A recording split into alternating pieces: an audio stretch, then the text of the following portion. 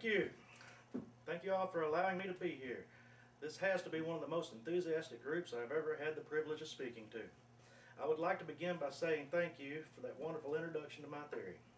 I am here because I would like to elaborate on my theory by going into depth on the issues based on your questions. With that said, I would like to start taking questions. Who would like to ask the first one?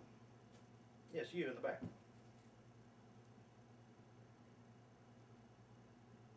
That's a great question. My theory, just like your School of Nursing Handbook, addresses the individual by pointing out the fact that each individual is unique, specifically the individual patient and nurse. Patients have unique needs, whereas nurses have unique reactions to each patient. The nurse will be able to take care of the patient better by uncovering and interpreting these unique needs and reactions.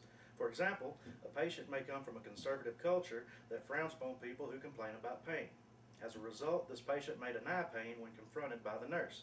The nurse may see the patient's facial expressions in regards to the pain and know that he is lying to her.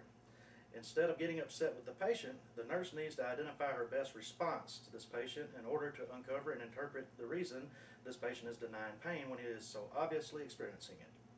Next question. Go ahead.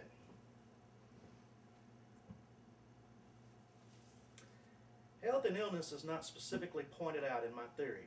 However, I do stress the requirement for helping a patient whenever there is a need, as opposed to just when illness is evident. Your School of Nursing Handbook actually defines health and illness. It basically says that health is defined by the individual and illness is an imbalance of homeostasis and well-being of an individual. Again, every individual is unique, so every individual will have a different personal need to maintain their personal well-being and feeling of contentment. It is your job to make sure those needs are met. Yes, you have a question?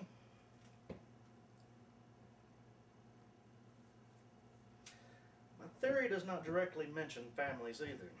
Neither does your School of Nursing Handbook. However, after reading your concepts book, you can see that a patient can be considered an individual, a family, or a community. So, reviewing what I mentioned earlier, individuals have unique needs and individuals make up families. You, as the nurse, should find out a bit more about the individual's family. Are they the primary caregiver? Does anyone else in the family have any health concerns? Finding the answers to questions like these can help you decide whether or not the family is receiving the support they need. Great questions. Who's next? Yes, you. My theory focuses on the nurse's reactions to patients. When a patient displays any form of behavior, a nurse may view it, think about it, and finally do something about it. Similarly, your School of Nursing Handbook describes that nursing actions are developed through assessment, diagnosis, planning, and implementing. Taking these steps help nurses to respond appropriately to patients' needs and minimizes errors. Do we have any more questions? Go ahead.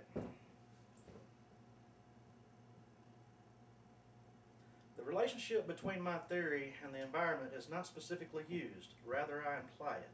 I prefer to say that there are environmental factors that affect the nursing process. Let me give you an example. What the nurse says and does affects the patient. Likewise, what the patient says and does affects the nurse. The communication you as a nurse will have between your patients is an environmental factor. Your communication influences the understanding between you as the nurse and your patient, and ultimately what health care the patient receives. And always remember, my theory is patient-centered. It has a concise framework for the nurse to follow. Like your School of Nursing Handbook states, always use a holistic approach as well. Yes, sir, you have a question? Great question. Again, although I do not specifically address the concept of communities in my theory, there are always implications. Your patient can be considered an individual, a family, or even a community. What your patient has going on, whether it is they are the primary caregiver or they have a lot of stressors, it is important to remember the nurse must ensure that their patients are getting the support they need so they can endure whatever problems that they may be encountering, whether it be psychological, physical, social, or even financial. The Austin Peay nursing students are truly fantastic. Yes, you have another question?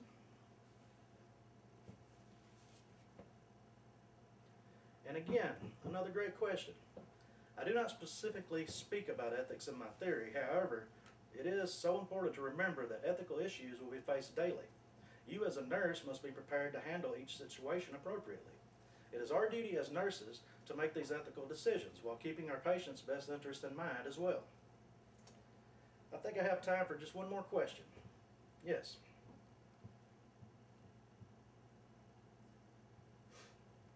Earlier this morning, I was reading a few pages from your school and nursing handbook. Let me read from it. Your handbook states that learning is a lifelong process that involves a change in behavior, attitude, or thought processes. Let's think about this for a second. Take a look at yourselves over the last few months. Would you say that you have made any changes in behavior, attitude, or thought processes? Well, I would definitely say all of you have. So with that, how does this relate to my own theory? Many of my ideas behind my theory can be implemented into the daily activities of a nurse. They can help new and entering nurses in various aspects. Learning is dynamic, incorporated into every facet of your nursing profession. Never forget that your nursing education doesn't just stop at standards, but it moves far past to also cover research, assessment, and leadership.